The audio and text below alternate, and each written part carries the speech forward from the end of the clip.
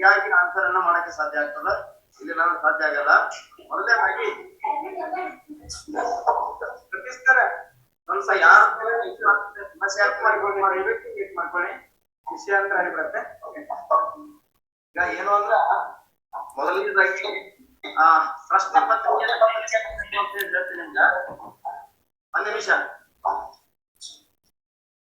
ಪ್ರಶ್ನೆ ಪತ್ರಿಕೆ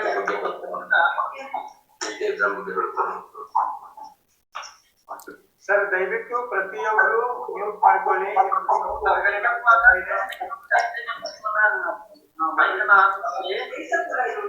ಆಗ್ತದೆ ಅದಕ್ಕೆ ಸತೀಶ್ ಅವ್ರು ಯಾರೇ ಅವರು ಗೊತ್ತಾ, ಮ್ಯೂಟ್ ಹಾಕೊಳ್ಳಿ. ಸತೀಶ್ ಅವರೇ ಮ್ಯೂಟ್ ಹಾಕೊಳ್ಳಿ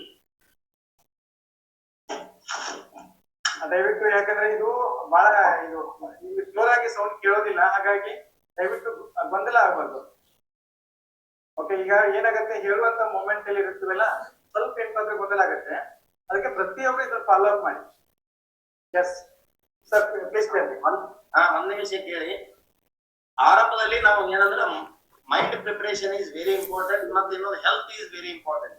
ಇವೆರಡನ್ನ ಕಾಪಾಡ್ಕೋಬೇಕು. ಮೊದಲಿಗೆ ನಾವು ಎಕ್ಸಾಮ್ ಹೋಗ್ಬೇಕಾದ್ರೆ ಒಂದು ವಾರ ಮುಂಚಿತವಾಗಿ ಏನಾರೇ ಸುಮ್ಮನೆ ಅಂತದಿಂದ ತಿನ್ನೋದು, ಆರೋಗ್ಯವನ್ನ ಹಾಳು ಮಾಡ್ಕೊಳ್ಳೋದು ಅದೆಲ್ಲ ಮಾಡಬೇಡಿ. ಮೊದಲನೇದಾಗಿ ಆರೋಗ್ಯವನ್ನ ಚೆನ್ನಾಗಿ ಇಟ್ಕೊಳ್ಳೋದು, ಯಾವುದೇ ನೆಗೆಟಿವ್ ಥಿಂಕ್ಗಳನ್ನ ಮೈಂಡ್ ಅಲ್ಲಿ ಹಾಕೊಳ್ಳದೆ ಎಕ್ಸಾಮ್ ಹಾಲ್ಗೆ ಹೋದ ನಂತರ ಎಕ್ಸಾಮ್ ಹಾಲ್ ನಲ್ಲಿ ಕೂಲ್ ಆಗಿ ಕ್ವಶನ್ ಪೇಪರ್ ಮುಂದ್ಗಡೆ ಇಟ್ಟಾಗ ನೀವು ಏನ್ ಮಾಡ್ಬೇಕಂದ್ರ ಒಂದು ನಿಮಿಷ ಮುಚ್ಚಿ ಯೋಗಾಭ್ಯಾಸ ಮಾಡೋದಕ್ಕೆ ಒಂದು ನಿಮಿಷ ಯಾವ್ದು ಸುಮ್ಮನೆ ಕೂತ್ಬಿಡಿ. ನಂತರ ಏನ್ ಮಾಡ್ಬೇಕಂದ್ರೆ ಪ್ರಶ್ನೆ ಪತ್ರಿಕೆಯನ್ನ ಕೈಯೊಳಗೆ ತಗೋತೀರ. ತಗೊಂಡ ನಂತರ ಮೊದಲಿಗೆ ನಿಮಗೆ ಬರುದು ಕನ್ನಡ ವಿಷಯದಲ್ಲಿ 2 ಪ್ಯಾಸೇಜ್ಗಳಿರ್ತಾವ. ಒಂದು ಪಠ್ಯ ಇರ್ಬೋದು, 2 ಗದ್ಯ ಕೊಟ್ಟಿರ್ಬೋದು, ಹೀಗೆ ಇರ್ತದ. ಹಾಗೆ ನೀವು ಆ ಗದ್ಯ ಪದ್ಯವನ್ನ ಓದ್ತೀವಿ. ಪ್ರಶ್ನೆ ಪತ್ರಿಕೆಯನ್ನು ಬಿಡಿಸುವಾಗ ಇನ್ನೊಂದು ಮೈಂಡ್ ಒಳಗೆ ಏನಿರ್ಬೇಕಂದ್ರ ಸರಳದಿಂದ ಕಠಿಣದೆಡೆಗೆ ನಮ್ಮ ಮೈಂಡ್ ಅನ್ನ ಗೊಂದಲ ಮಾಡುವಂತ ಸಬ್ಜೆಕ್ಟ್ ಅನ್ನ ಮೊದಲಿಗೆ ತಗೋಬೇಡ್ರಿ. ನಮಗೆ ಯಾವುದು ಇಷ್ಟವಿಲ್ವೋ, ಯಾವ ಪ್ರಶ್ನೆಗಳನ್ನ ನಮಗೆ ಸರಿಯಾಗಿ ಬಿಡಿಸಕ್ಕಾಗಲ್ಲ, ಅದನ್ನ ಬಿಟ್ಟು ಬಿಟ್ರೆ ಆಮೇಲೆ ಕೊನೆಯದಾಗಿ ಅದನ್ನ ನೋಡೋಣ. ಮೊದಲಿಗೆ ಏನ್ ಮಾಡಿದ್ರೆ ಆ 2 ಪ್ಯಾಸೇಜ್ಗಳು ಇಸ್ ವೆರಿ ಇಂಪಾರ್ಟೆಂಟ್. 15 ಅಂಕಗಳು ಈಸಿಯಾಗಿ ನಮ್ಮ ಕಿಸೆಯನ್ನ ತುಂಬುತ್ತವೆ. ನಮಗೆ ಅಂಕಗಳು ಈಸಿಯಾಗಿ ಬರುವಂತ ಸಾಧ್ಯತೆಗಳು ಎಲ್ಲಾದ್ರೆ ಅಲ್ಲಿ ಪ್ಯಾರಾಗ್ರಾಫ್ ನಲ್ಲಿ ಪ್ಯಾಸೇಜ್ ಗಳಲ್ಲಿ ಇರ್ತದ. 2 ಪ್ಯಾಸೇಜ್ ಅನ್ನ ಪೂರ್ಣ ಮೈಂಡ್ ಇಂದ ಸರಿಯಾಗಿ ಓದ್ಕೊಳ್ಳಿ. ಮೊದಲಿಗೆ ಏನ್ ಮಾಡಿ, ಕೆಳಗಿನ ಪ್ರಶ್ನೆಗಳನ್ನ ಓದಿ ಪ್ಯಾಸೇಜ್ ಅನ್ನ ಓದಬೇಕು. ಪ್ಯಾಸೇಜ್ ಓದಿ ಪ್ರಶ್ನೆಗಳಿಗೆ ಬರಬೇಡ್ರಿ. ಪ್ರಶ್ನೆಗಳನ್ನು ಓದಿ ಪ್ಯಾಸೇಜ್ ಅನ್ನ ಓದ್ತಾ ಇರುವಂತ ಶಬ್ದಗಳು, ಪ್ರಮುಖವಾಗಿ ನೇಮ್ಗಳು, ಆಮೇಲೆ ಸ್ಥಳಗಳು ಹಿಂಗೇನ್ ಬಂದಿರ್ತಾವ ಅವುಗಳನ್ನ ಸ್ವಲ್ಪ ಅಂಡರ್ಲೈನ್ ಮಾಡ್ತಾ ಓದಿ ಆಮೇಲೆ ಕೆಳಗಿನ ಪ್ರಶ್ನೆಗಳಿಗೆ ಆನ್ಸರ್ ಮಾಡಿ. ಇದು ಮೊದಲಿಗೆ 2 ಪ್ಯಾಸೇಜ್ ಮುಗಿದ ನಂತರ ಏನ್ ಮಾಡ್ಬೇಕು, ಕನ್ನಡ ವಿಷಯದಲ್ಲಿ ಬೋಧನಾ ಶಾಸ್ತ್ರವನ್ನ ಈಸಿಯಾಗಿ ಬಿಡಿಸೋಕೆ ಆಗ್ತಿದ್ರೆ ನೀವು ಬಿಡಿಸಿ, ಇಲ್ದಿದ್ರೆ ಏನ್ ಮಾಡಿ ಲಿಂಕ್ ಕಳಿಸಿದೀನಿ ಜಾಯಿನ್ ಆಗೋದಕ್ಕೆ. ಡೈರೆಕ್ಟ್ ಆಗಿ ನಿಮಗೆ ನೆಕ್ಸ್ಟ್ ಸರಳವಾಗಿರುವಂತ ವಿಷಯ ಯಾವುದು ಅದರ ಕಡೆ ಹೋಗ್ಬೇಕು. ಪರಿಸರ ಅದ್ರ ಲಿಂಕ್ ಕಳಿಸಿದೀನಿ ನಿಮಗೆ ಜಾಯಿನ್ ಮಾಡೋದಕ್ಕೆ. ಬಿಡಿಸಿ. ಆದ್ರೆ 1 to ವಾಟ್ಸ್ಆಪ್ ಅಲ್ಲಿ ಕಳಿಸಿದೀನಿ. ಏನ್ ಮಾಡ್ಬೇಕಂದ್ರೆ ಪೇಪರ್ 1 ಎಕ್ಸಾಮ್ ಅನ್ನ ಬರೆಯುವುದು. ಮ್ಯಾಥಮೆಟಿಕ್ಸ್ ಅನ್ನ ಕೊನೆಯದಾಗಿ ಬಿಡಿಸಿ. ಯಾವತ್ತು ಮ್ಯಾಥಮೆಟಿಕ್ಸ್ ಅನ್ನ ಮೊದಲಿಗೆ ಇಟ್ಕೊಂಡು ಕೂಡಬೇಡಿ. ಕನ್ನಡ ಪ್ಯಾಸೇಜ್ ಮುಗಿಸಿದ ನಂತರ ನಿಮಗೆ ಇಂಗ್ಲಿಷ್ ಸ್ವಲ್ಪ ಬರ್ತದೆ ಅಂದ್ರೆ ಇಂಗ್ಲಿಷ್ ಪ್ಯಾಸೇಜ್ ಗಳನ್ನ 2 ಪ್ಯಾಸೇಜ್ ಗಳನ್ನ ಬಿಡಿಸ್ಬೇಕು. ಆಮೇಲೆ ನೆಕ್ಸ್ಟ್ ಏನ್ ಮಾಡ್ಬೇಕಂದ್ರ ಬೋಧನಾಶಾಸ್ತ್ರಕ್ಕೆ ಸಂಬಂಧಪಟ್ಟಂತ ಒಟ್ಟು ಪ್ರಶ್ನೆಗಳನ್ನ ಒಂದೇ ಟೈಮ್ ನಲ್ಲಿ ತಗೋಬೇಕು. 1 to 5th ದವ್ರು 1ನೇ ಪೇಪರ್ ದವ್ರದ್ದು ಹೇಳತ್ತೀನಿ. ಏನ್ ಮಾಡ್ಬೇಕಂದ್ರ ಆ 15 ಬೋಧನಾಶಾಸ್ತ್ರದ ಪ್ರಶ್ನೆಗಳು ಇರ್ತಾವಲ್ಲ, ಕನ್ನಡದಲ್ಲಿ 15 ಬೋಧನಾಶಾಸ್ತ್ರದ ವಿಷಯಗಳನ್ನು ಪ್ರಶ್ನೆ ಬಿಡಿಸಿದ್ರೆ ನೆಕ್ಸ್ಟ್ ಪರಿಸರ ಅಧ್ಯಯನದ ಬೋಧನಾಶಾಸ್ತ್ರಕ್ಕೆ ಹೋಗಿ, ಅದರ ನಂತರ ಗಣಿತದ ಬೋಧನಾಶಾಸ್ತ್ರ, ಆಮೇಲೆ ಸೈಕಾಲಜಿಯನ್ನು ಬಿಡಿಸ್ತೀವಿ. ಆ ನಂತರ ಸೈಕಾಲಜಿಯನ್ನ ಬಿಡಿಸಿ, ಬೋಧನಾಶಾಸ್ತ್ರವನ್ನು ಬಿಡಿಸಿದ ನಂತರ ಸೈಕಾಲಜಿ ಬಿಡಿಸಿ, ಇದರಲ್ಲಿ ಸೈಕಾಲಜಿ ಬಿಡಿಸಿದ ನಂತರ ಬೋಧನಾಶಾಸ್ತ್ರ ಬಿಡಿಸಿ. ಯಾವುದೇ ಪ್ರಾಬ್ಲಮ್ ಇಲ್ಲ, ಎಲ್ಲ ಸೈಕಾಲಜಿ ಬೇಸ್ಡ್ ಇರ್ತದ. ಒಂದಕ್ಕೊಂದು ಲಿಂಕ್ ಹತ್ತಿ ನಮ್ಗ ಆನ್ಸರ್ ಗಳನ್ನ ಟಿಕ್ ಮಾಡಕ್ ಸಾಧ್ಯ ಆಗ್ತದೆ. ಅದಕ್ಕಾಗಿ ಗಣಿತನ್ನ ಮೊದಲಿಗೆ ತಗೋಬೇಡಿ, ತಗೊಳ್ಳಿ.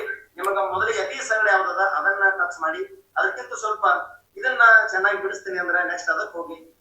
ನೆಕ್ಸ್ಟ್ ಕೊನೆಯದಾಗಿ ನಮ್ಗೆ ಯಾವ್ದು ಅತಿ ಟಫ್ ಅನಿಸ್ತದ, ಗಣಿತ ಲೆಕ್ಕಗಳನ್ನು ಬಿಡಿಸುವಾಗ ಏನ್ ಮಾಡ್ಬೇಕಂದ್ರೆ ಮೊದಲಿಗೆ ಅತಿ ಸರಳವಾಗಿತ್ತು. ನೀವು ನೋಡಿದ ಕೂಡಲೇ ಅರ್ಧ ನಿಮಿಷದಲ್ಲಿ ನಿಮಗೆ ಏನಾದ್ರು ಮಾಡಿ ಅದಕ್ಕೆ ಸರಿಯಾದ ಆನ್ಸರ್ ವನ್ನು ಕೊಡಂಗಿತ್ತು ಅಂದ್ರ ಆ ಪ್ರಶ್ನೆಗಳಿಗೆ ಉತ್ತರ ನೀಡಿ. ಇಲ್ಲಿಲ್ಲ ಅಂದ್ರೆ ಏನ್ ಮಾಡಿ, ಸೀದಾ ಬಿಟ್ಟು ಮುಂದೆ ಹೋಗ್ಬಿಡಿ. ಬಡ ಬರುವಂತವುಗಳನ್ನ ಟಚ್ ಮಾಡಿ ಮುಂದೆ ಹೋಗ್ಬಿಡ್ರಿ.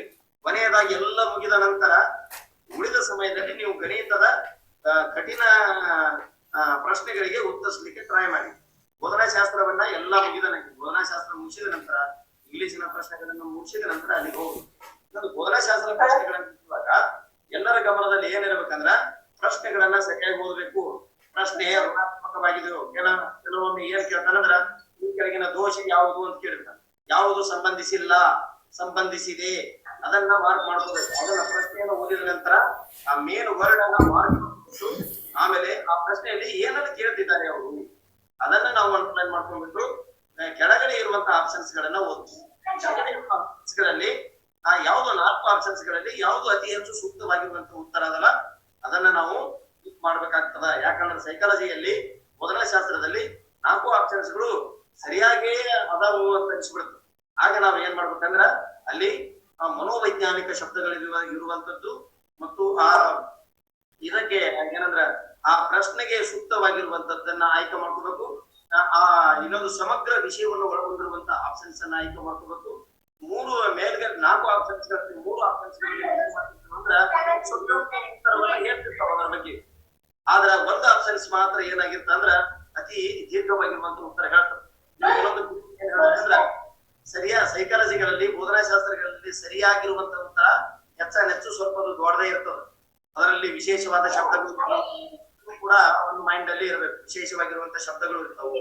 ಆಮೇಲೆ ಅದು ಏನಾಗಿರ್ತದೆ ಅದನ್ನ ಶಾರ್ಟ್ ಮಾಡ್ಲಿಕ್ಕೆ ಆಗಲ್ಲ. ಸೈಕಾಲಜಿಯಲ್ಲಿ ಬೋಧನಾಶಾಸ್ತ್ರದಲ್ಲಿ ಕೆಲವೊಂದು ಆನ್ಸರ್ ಅದು ಸರಿಯಾಗಿರುವಂತ ಆನ್ಸರ್ ಅನ್ನ ಅಪ್ಲೈ ಟೈಪ್ ಕ್ವಶನ್ ಏನ್ ಬಂದಿರ್ತದಲ್ಲ ಅದನ್ನ ಶಾರ್ಟ್ ಮಾಡ್ಲಿಕ್ಕೆ ಆಗಲ್ಲ. ಯಾಕಾಗಲ್ಲ ಅಂದ್ರ ಆ ವಿಷಯನೇ ಅಷ್ಟೊಂದು ಸಮಗ್ರವಾಗಿರುವಂತ ಆನ್ಸರ್ ಅನ್ನ ಕೊಡ್ಬೇಕಾದ್ರೆ ಅದು ಎಲ್ಲವನ್ನ ಒಳಗೊಂಡಿರುವಂತ ಆಪ್ಷನ್ಸ್ ಇರ್ತದ. ಅದಕ್ಕಾಗಿ ಆ ರೀತಿ ಆಪ್ಷನ್ಸ್ ಗಳನ್ನ ಟಿಕ್ ಮಾಡ್ರಿ. ಮತ್ತೆ ಅದಕ್ಕೆ ಒಳಗಾಗ್ತದೆ. ನಿಮಗೆ ಗೊಂದಲ ಉಂಟು ಮಾಡುವಂತ ಪ್ರಶ್ನೆಗಳನ್ನ ತಪ್ಪು ಮಾಡ್ಲೇಬೇಡಿ. ಅದನ್ನ ಬಿಟ್ಟು ಮುಂದೆ ಹೋಗಿ ನಂತರ ಆಮೇಲೆ ಕೊನೆಯದಾಗಿ ನಿಮಗೆ ಸಮಯ ಉಳಿದಾಗ ಆಯ್ತಪ್ಪ ನಾನು ಎಲ್ಲವನ್ನ ಟಿಕ್ ಮಾಡಿದ್ದೇನೆ, ನನಗೆ ಇಷ್ಟು ಪ್ರಶ್ನೆಗಳು ಇವುಗಳು ಬಹಳ ಗೊಂದಲವನ್ನು ಉಂಟು ಮಾಡ್ಲಕತ್ತಾವು, ಅದರಂತೆ ಇದಕ್ಕೆ ಉಳಿದ ಪ್ರಶ್ನೆಗಳಿಗೆ ಅವು ಬಿಟ್ಟಿರುವಂತ ಪ್ರಶ್ನೆಗಳಿಗೆ ಹೇಗೆ ಉತ್ತರ ಕಂಡ್ಕೋಬೇಕು ಮತ್ತೆ ಆನ್ಸರ್ ಅನ್ನ ಆಮೇಲೆ ಮಾಡ್ತೀನಿ. ನಾನಿವಾಗ ಆನ್ಲೈನ್ ಮೀಟಿಂಗ್ ಅಲ್ಲಿ ಇದೀನಿ, ಏನೋ ಮಾತಾಡ್ಬೇಕಿತ್ತು, ಮಾತಾಡ್ತೀನಿ ಆಮೇಲೆ ಮಾತಾಡ. ಯಾಕಂದ್ರ ನಾವು ಬಿಡಿಸುವಂತ ಪ್ರಶ್ನೆ ಪತ್ರಿಕೆ ಜಿಕೆ ಅಲ್ಲ. ನಾವು ಬಿಡಿಸುವಂತ ಪ್ರಶ್ನೆ ಪತ್ರಿಕೆ ಸ್ಟ್ಯಾಟಿಕ್ ಆಗಿರುವಂತ ನೇರವಾಗಿರುವಂತ ಉತ್ತರವನ್ನ ಬಯಸುವ ಪ್ರಶ್ನೆಗಳಾಗಿರುವುದಿಲ್ಲ. ಅಪ್ಲೈಡ್ ಪ್ರಶ್ನೆ ಇರ್ತಾವು. ಇನ್ನೊಂದು ಬೋಧನಾಶಾಸ್ತ್ರಕ್ಕೆ ಮನೋವೈಜ್ಞಾನಿಕವಾದ ಪ್ರಶ್ನೆಗಳಿರುವ ಕಾರಣದಿಂದ ನಾವು ಧನಾತ್ಮಕ ಚಿಂತನೆಯಲ್ಲಿರಬೇಕು.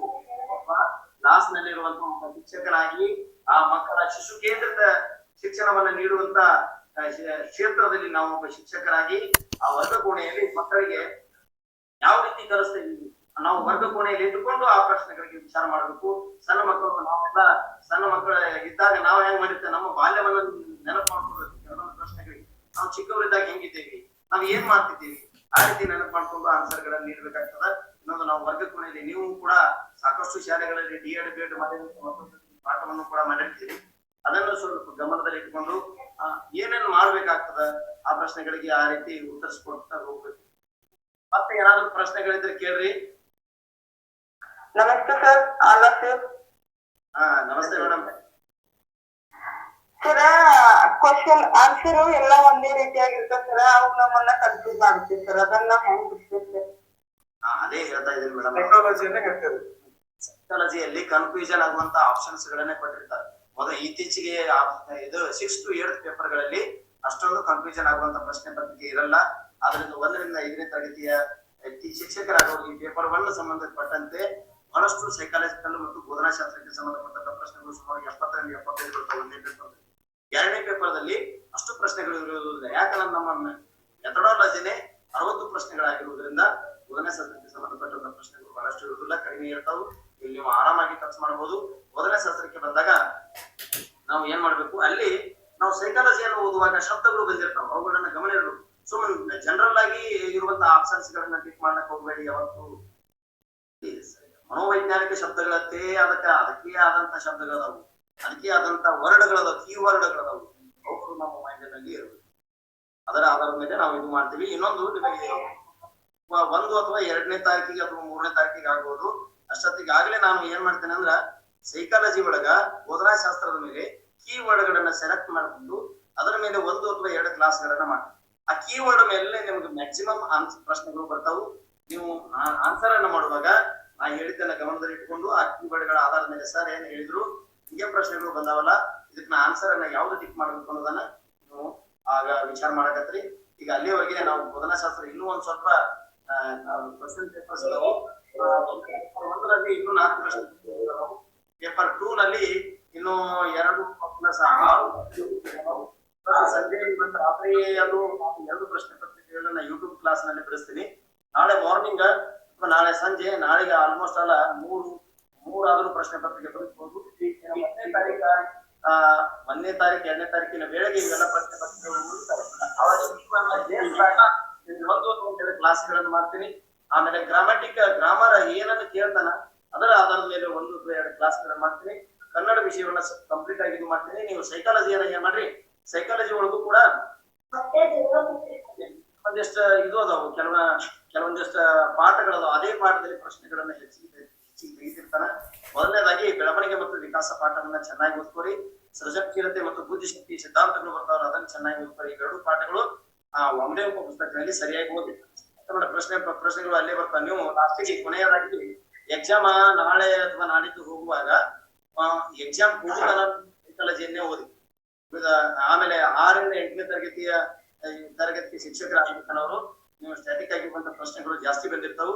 ಅಲ್ಲಿ ನೀವ್ ಏನ್ ಮಾಡ್ಬೇಕಂದ್ರ ಸಮಾಜ ವಿಜ್ಞಾನವನ್ನು ಓದಿ. ಸಮಾಜ ವಿಜ್ಞಾನದಲ್ಲಿ ಏನ್ ಮಾಡ್ರಿ, ಡಿಟೇಲ್ ಆಗಿ ಕೂಡ್ಬೇಡಿ. ಈಗಾಗಲೇ ಒಂದ್ಸಲ ಏನು ಓದಿರ್ತಾರಲ್ಲ, ಒಂದ್ಸಲ ಓದಿದಾಗ ನೀವ್ ಏನ್ ಮಾಡಿರ್ಬೇಕು, ಪ್ರತಿ ಪಾಠದಲ್ಲಿ ಎಷ್ಟು ಪಾಯಿಂಟ್ ಬಂದಿರ್ತಾವ ಅದನ್ನ ಹಂಗೆ ಮಾರ್ಕ್ ಮಾಡ್ಕೊಂಡು ಓದಿರ್ಬೇಕಾಗ್ತದೆ.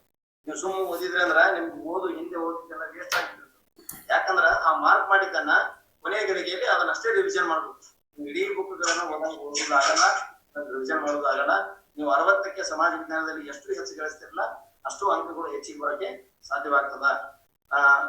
ಯಾಕೆ ಗಣಿತ ಮತ್ತು ವಿಜ್ಞಾನ ವಿಷಯದವರು ಅಲ್ಲಿ ಗಣಿತ ಮತ್ತು ವಿಜ್ಞಾನ ವಿಷಯದಲ್ಲಿ ಸ್ವಲ್ಪ ಕಠಿಣವಾಗಿರುವಂತಹ ಅವರಿಗೆ ಪ್ರಶ್ನೆಗಳಿರ್ತಾವ. ಹಿಂಗಾಗಿ ಅವರು ಗಣಿತವನ್ನ ಪ್ರಾಕ್ಟೀಸ್ ಮಾಡ್ಲೇಬೇಕು. ಅವ್ರು ಏನ್ ಮಾಡ್ಬೇಕಂದ್ರೆ ವಿಜ್ಞಾನದಲ್ಲಿ ಮೊದಲಿಗೆ ವಿಜ್ಞಾನ ವಿಷಯವನ್ನ ಸರಿಯಾಗಿ ಬಿಡಿಸಿ, ಆಮೇಲೆ ಗಣಿತ ಬಹಳ ಲಾಂಗ್ ದೊಡ್ಡ ಪ್ರಶ್ನೆಗಳಿರ್ತವೆ, ದೊಡ್ಡ ಲೆಕ್ಕಗಳನ್ನ ಬಿಡಿಸ್ಬೇಕಾಗಿರ್ತದ.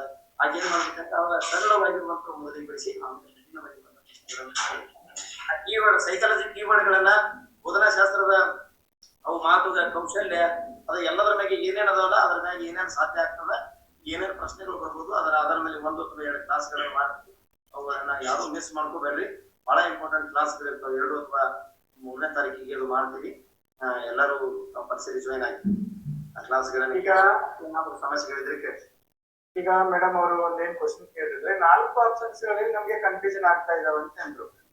ಸೊ ಅಂತ ಪ್ರಶ್ನೆಗಳು ನಿಮ್ಗೆ ಸಹಜವಾಗಿ ಸೈಕಾಲಜಿಯಲ್ಲಿ ಸಿಗ್ತವೆ. ಬಟ್ ಈ 4 ಆಪ್ಷನ್ಸ್ ಗಳಲ್ಲಿ ಆ ರೀತಿ ಅಲ್ಲಿ 2 ಆಪ್ಷನ್ಸ್ ಗಳನ್ನ ನೀವು ಹೊರಗೆ ತೆಗಿಲಿಕ್ಕೆ ಪ್ರಯತ್ನ ಮಾಡಿ. ಈ 2 ಆಪ್ಷನ್ಸ್ ಗಳನ್ನ ಹೆಂಗ್ ಹೊರಗೆ ತೆಗಿಲಿಕ್ಕೆ ಪ್ರಯತ್ನ ಮಾಡ್ಬೇಕಂದ್ರೆ 2ರಿಂದ 3 ಬಾರಿ ಪ್ರಶ್ನೆಯನ್ನ ಓದಿದಾಗ ನಿಮ್ಗೆ ಯಾವ್ದು ಅಲ್ಲ ಫಸ್ಟ್ ನಿಮ್ಗೆ ಕ್ವಶನ್ ಅರ್ಥ ಆಯ್ತಂದ್ರೆ ಕೆಳಗಡೆ ಏನಪ್ಪಾ ಅಂದ್ರೆ ಆಪ್ಷನ್ಸ್ ಗಳಲ್ಲಿ 2ಅನ್ನ ಆರಾಮಾಗಿ ಹೊರಗೆ ತೆಗಿಬಹುದು. ಹಾಗಾದ್ರೆ ಹೆಂಗ್ ಹೊರಗೆ ತೆಗಿಬೇಕಂದ್ರೆ ಒಂದೊಂದು ಸ್ಟೆಪ್ ಬೈ ಸ್ಟೆಪ್ ಹೊರಗಡೆ ತೆಗಿಬೇಕು. ಆ ಆನ್ಸರ್ ನಮ್ಗೆ ಕಠಿಣ ಅನಿಸ್ತಾ ಇದೆ ಅಂತಂದ್ರೆ ಅದನ್ನ ಸ್ಟೆಪ್ ಬೈ ಸ್ಟೆಪ್ ಒಂದೊಂದು ನಾವ್ 2 ಹೊರಗೆ ತೆಗಿದೀವಿ ಅಂತಂದ್ರೆ ಇನ್ 2 ಏನಪ್ಪಾ ಅಂದ್ರೆ ಕನ್ಫ್ಯೂಷನ್ ಆಗ್ತಾವ. 2 ಕನ್ಫ್ಯೂಷನ್ ಆಗ್ತಾವ ಅಂತಂದ್ರೆ ಅದ್ರಲ್ಲೂ ಏನಪ್ಪಾ ಅಂದ್ರೆ ನಾವು ನಮ್ಗೆ 2 ಹೊರಗೆ ತೆಗಿದೀವಿ ಅಂತಂದ್ರೆ 50% ಆನ್ಸರ್ ಬಂದಂಗ. ಹೌದಾ? ಇನ್ 50% ಸಾಧ್ಯತೆ ಅನ್ನುವಂಥದ್ದು ಏನಿರ್ತೈತಿಲ್ಲ ಅದು ನಮ್ಗೆ ಹೆಚ್ಚಿನ ಅದು ಅಲ್ಲಿ 100% ಆನ್ಸರ್ ರೈಟ್ ಆಗುವಂತ ಸಾಧ್ಯತೆ ಇರುತ್ತೆ. ಅದಕ್ಕೆ ಯಾವುದು ಆ ರೀತಿ ಪ್ರಶ್ನೆ ಇದೆ ಅಲ್ಲಿ ಒಂದು ಸ್ಟೆಪ್ ಬೈ ಸ್ಟೆಪ್ ಹೊರಗೆ ತೆಗಿಲಿಕ್ಕೆ ಪ್ರಯತ್ನ ಮಾಡಿ. ಎಸ್, ಮತ್ತೆ ನೆಕ್ಸ್ಟ್ ಕ್ವೆಶ್ಚನ್ ಸರ್ ನಮಸ್ತೆ. ನಾಗರಾಜ್ ಸರ್, ಮಾಡಲ್ ಎಕ್ಸಾಮ್ ಮಾಡಿಸಿ ಸರ್, ಕೆ ಎಕ್ಸಾಮ್ ಅನ್ನೋ ಅಷ್ಟರಲ್ಲಿ. ಓಕೆ ಸ್ವಲ್ಪ ಹೆಲ್ಪ್ ಆಗುತ್ತೆ ಸರ್. ಸ್ವಲ್ಪ ಈಗ ನಾವು ಸಪ್ರೇಟ್ ಆಗಿ ಏನ್ ಮಾಡ್ತಾ ಇದೀವಿ ಅಂತಂದ್ರೆ ಸಾಕಷ್ಟು ಜನ ಈಗ ಆ MCQs ಬ್ಯಾಚ್ ನೀವು ಜನ ಸೇರ್ಕೊಂಡಿದ್ದೀರಿ. ಯಾರು ಈಗ ಶಾರ್ಟ್ ಕಟ್ ಇದೆ ನಿಮಗೆ ಸೇರಿ ಅಂತ ಹೇಳಕ್ ಆಗಲ್ಲ ನಮಗೆ. ಈಗ ಅಲ್ಲಿ ಎಲ್ಲಾ ಪ್ರಶ್ನೆ ಪತ್ರಿಕೆಗಳು ಪ್ರತಿದಿನ ಚರ್ಚೆ ಆಗ್ತಾನೆ ಇದಾವೆ. ಆಮೇಲೆ ಒಂದಿಷ್ಟು ಪ್ರಶ್ನೆಗಳನ್ನ ಸರ್ ನಾವು ಬಿಡಿಸ್ತೀವಿ ಅಂತಂದ್ರೆ ಕ್ವಶನ್ ಪೇಪರ್ ನಿಮ್ಗೆ ಕಳಿಸ್ಕೊಡ್ತೀವಿ. Yes sir. Sir Lakshman sir, hello. ಹಾ ಸರ್. ಲಕ್ಷ್ಮಣ್ ಸರ್ ಒಂದ್ ಏನಂದ್ರ ಸರ್ ಕೇಳಿದಾಗ ನನಗೂ ಏನಂದ್ರ ಒಂದು ಪರೀಕ್ಷೆ ನಮ್ಗೂ ಸ್ವಲ್ಪ ಎಷ್ಟು ಓದಿದೀವಿ ಅನ್ನೋದು ಸ್ವಲ್ಪ ಅರ್ಥ ಆಗುತ್ತೆ ಸರ್ ನಮಗೂ. ಒಂದು ಪರೀಕ್ಷೆಯನ್ನ ಮಾಡಿದ್ರೆ ಬಹಳ ಚೆನ್ನಾಗಿರ್ತದೆ ನನಗೂ ಅನಿಸ್ತದೆ. ಸರ್ ಸರಿ, ಅದು ನಮ್ಮ ಆಪ್ ಅಲ್ಲಿ ಅದಕ್ಕೆ ಆಕ್ಸೆಸ್ ಇದೆ. 100 ಅಂಕಗಳ ಒಂದು ಮಾದರಿ ಪ್ರಶ್ನೆ ಪತ್ರಿಕೆಯನ್ನ ಸಿದ್ಧಪಡಿಸಿ ಏನು ನಿಮ್ಮ ಟಿಇಟಿ ಅಧಿಕೃತವಾಗಿ ಆಗ್ತದೆ ಅಲ್ಲಿ ತನಕ ಒಂದು 2 ರಿಂದ 3 ಮಾಡೆಲ್ ಕ್ವಶನ್ ಪೇಪರ್ ಗಳನ್ನ ಅಥವಾ ಪ್ರೀವಿಯಸ್ ಇಯರ್ ಕ್ವಶನ್ ಗಳನ್ನ ಹ್ಯಾಡ್ ಮಾಡಿ ಅದನ್ನ ಪರೀಕ್ಷೆ ಮಾಡುವಂತ ಒಂದು ಸಿದ್ಧತೆನ ಖಂಡಿತ ನಾವು ಮಾಡ್ತೀವಿ. ಸೊ ಎಜುಕೇಟರ್ಸ್ ನಾವೇನಿದ್ವಿ ಅದಕ್ಕೆ ಸಂಬಂಧಪಟ್ಟಾಗೆ ಆಯಾ ಸಬ್ಜೆಕ್ಟ್ ಎಜುಕೇಟರ್ಸ್ ಏನಿದ್ದಾರೆ ಸೊ ಅದಕ್ಕೆ ಸಂಬಂಧಪಟ್ಟಾಗ ಒಂದಷ್ಟು ಮಾಡೆಲ್ ಕ್ವಶನ್ ರೆಡಿ ಮಾಡಿ ಆದಷ್ಟು ಬೇಗ ಅದನ್ನ ಮಾಡ್ತೀವಿ ಸರ್. Very good. ಅದನ್ನ ಖಂಡಿತ ನಿಮ್ಗೆ ಪ್ರಾಕ್ಟೀಸ್ ಆದಂಗೆ ಆಗ್ತದೆ. Well set. And then any doubts? ಬೇರೆ ವಿದ್ಯಾರ್ಥಿಗಳು ಏನಾದ್ರು ನಿಮಗೆ ಪರೀಕ್ಷೆಗಳಿಗೆ ಸಂಬಂಧ ಒಂದು ಮೆಸೇಜ್ ಬಂದಿದೆ, 1 ಸೆಕೆಂಡ್ ಅದನ್ನ ನೋಡ್ಬಿಡ್ತೀನಿ ನಾನು. ಸೊ ಇಲ್ಲಿ ದಿಗಂಬರ್ ಸರ್ ಅಂತ ಹೇಳಿ ಒಬ್ರು ಏನಂತ ಮೆಸೇಜ್ ಹಾಕಿದ್ದಾರೆ, ಸರ್ ಎಕ್ಸಾಮ್ ಹಾಲ್ಗೆ ಒಳಗೋದ್ ಕೂಡ್ಲೆ ಇಂದ ಎಕ್ಸ್ಪ್ಲೈನ್ ಮಾಡಿ sir. Means sir Siddu sir sir ಅವ್ರು ಕೇಳ್ತಾ ಇರೋದು ಏನಂದ್ರೆ, ಈಗ ನಾವು ಎಕ್ಸಾಮ್ ಹಾಲ್ಗೆ ಎಂಟ್ರಿ ಕೊಟ್ಟಾಗಿಂದ ನಮ್ಮ ಒಂದು ಮನಸ್ಥಿತಿ ಮೀನ್ಸ್ ಗೊಂದಲಕ್ಕೊಳಗಾಗದೆ ಯಾವ ರೀತಿ ನಾವು ಒಂದು ಪರೀಕ್ಷೆನ ಎದುರಿಸಲಿಕ್ಕೆ ಸಾಧ್ಯ ಆಗ್ಬೇಕು.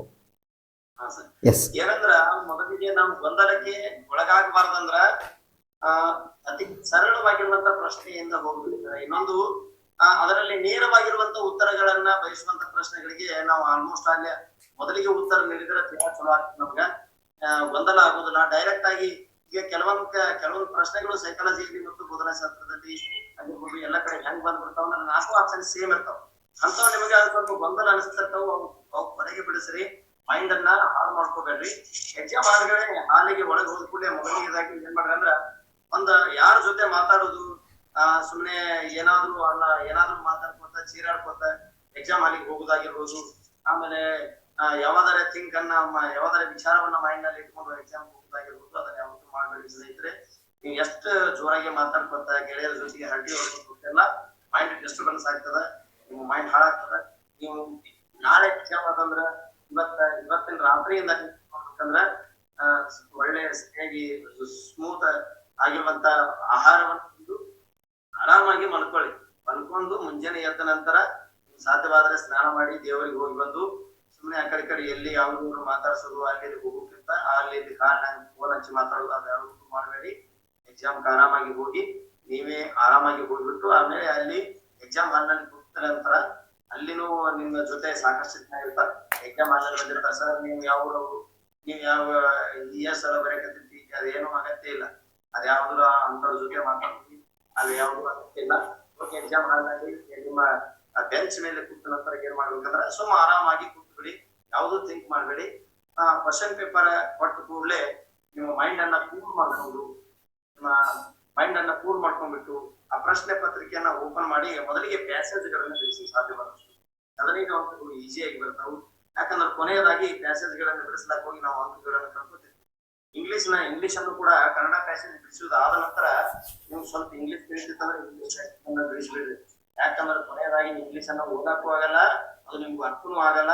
ಅವು ಪ್ಯಾಸೇಜ್ ಮೇಲೆ ಬರುವಂತ ಅಂಕಗಳನ್ನು ಕಳ್ಕೊಂಡ್ರು ಸಾಧ್ಯ.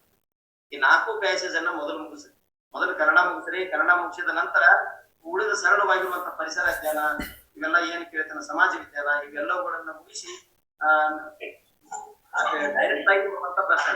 ಈಗ ರಾಷ್ಟ್ರಪಿತ ಅಂತ ಹೇಳಿ ಯಾರನ್ನ ಕೇಳ್ತಾರೆ, ಮಹಾತ್ಮ ಗಾಂಧೀಜಿ. ಈ ರೀತಿಯಾಗಿರುವಂತ ನೇರವಾಗಿರುವಂತ ಉತ್ತರ ಕೊಡುವಂತ ಪ್ರಶ್ನೆಗಳನ್ನು ಮೊದಲು ಮುಗಿಸಿ ಆ ಪ್ಯಾಸೇಜ್ ಗಳನ್ನ ಮುಗಿಸಿಬಿಟ್ಟು ಆನಂತರ ಈ ಬೋಧನಾ ಶಾಸ್ತ್ರದ ಗೊಂದಲಕ್ಕೆ ಎಡಮಾಡುವಂತ ಪ್ರಶ್ನೆಗಳನ್ನು ದೂರಿ ಅವಾಗೂ ಕೂಡ ನಿಮ್ಮ ಮೈಂಡ್ ಅನ್ನು ಗೊಂದಲ ಮಾಡ್ಕೋಬೇಡ್ರಿ.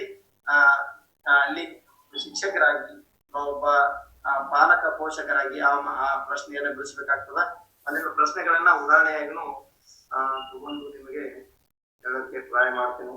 ಅದ ಆಲ್ರೆಡಿ ಇದು ಹೇಳುವಾಗ ಹೇಳಿರ್ತೀನಿ ಈ ಪ್ರಶ್ನೆಗೆ ಹೇಗೆ ಬಿಡಿಸ್ಬೇಕು ಅಂತ ಹೇಳಿ. ನಿಮಿಷ.